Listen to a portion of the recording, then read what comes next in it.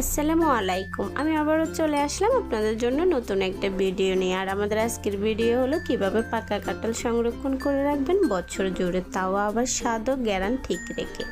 গ্রীষ্মকালীন ফল কাঁঠাল। কাঁঠাল পছন্দ করে না এমন মানুষ খুব কমই আছে। আর কেন কাঁঠাল পছন্দ করবে না বলুন?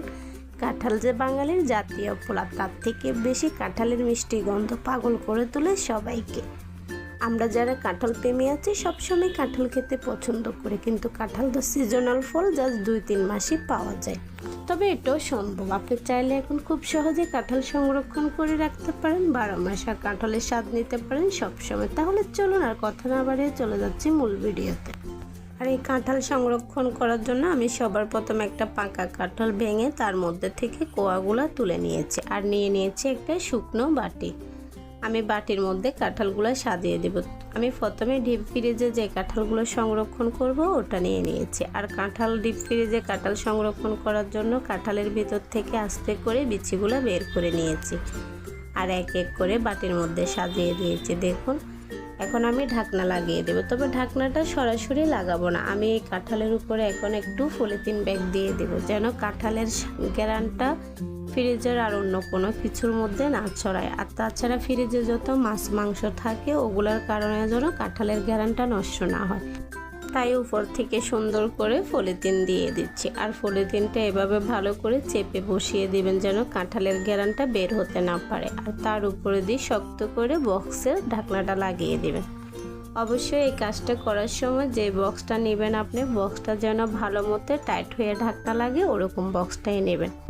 আমি বিচি ছাড়া কাঁঠালের কোষগুলো ডিপ ফ্রিজে রাখবো, ওটা ডিপ ফ্রিজের জন্য রেডি করে নিয়েছি। আর এখন রেডি করে নিচ্ছি নর্মালে রাখার জন্য।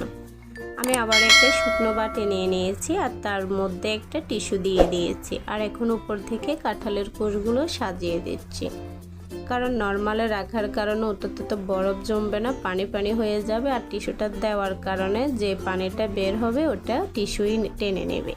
এখন আমি নর্মাল ফ্রিজে রাখার জন্য কাঁঠালগুলো সাজিয়ে নিচ্ছি।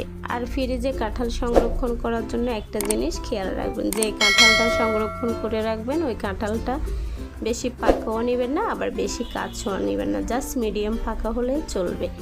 বেশি নরম কাঁঠাল ডিপ ফ্রিজে সংরক্ষণ করে রাখলে যখন বের করবেন খাওয়ার জন্য বরফ ছাড়তে ছাড়তে কাঁঠালগুলো বেশি নরম হয়ে যায়।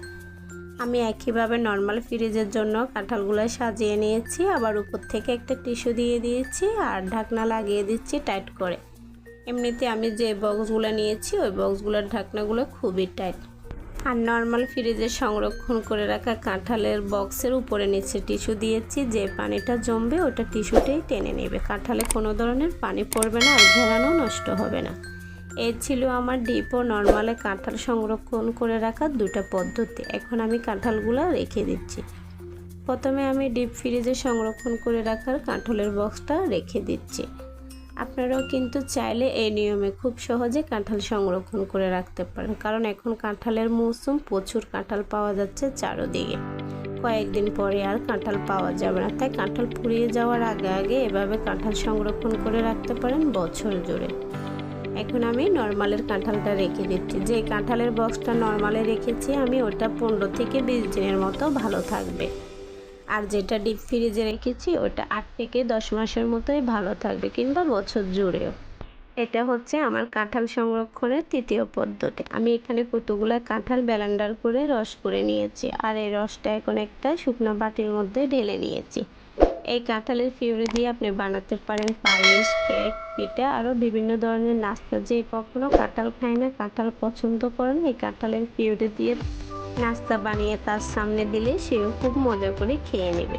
আমি বক্সের উপরে একটা পলিথিন দিয়ে দিয়েছি, আর এখন ঢাকনাটা খুব টাইট করে লাগিয়ে দিয়েছি। এখন এটা রেখে দেবো ডিপ ফ্রিজে। যখন নাস্তা বানাতে ইচ্ছা করবে তার 1 থেকে 1.5 ঘন্টা আগে বের করে নিলে হয়ে যাবে।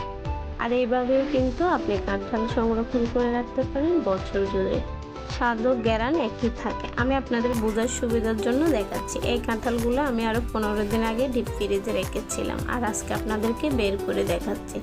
সেমভাবে আপনি যদি 6 থেকে 8 মাস পরেও বার করেন একই রকম থাকবে, স্বাদ ও গ্যারান কালারও। ভিডিওটা ভালো লাগলে একটা লাইক করতে ভুলবেন না। ভিডিওটা কেমন হলো অবশ্যই কমেন্ট করে জানাবেন। ভিডিওটা ভালো লাগলে একটা শেয়ার করতে ভুলবেন না। আজকের জন্য এটুকু। আল্লাহ হাফেজ।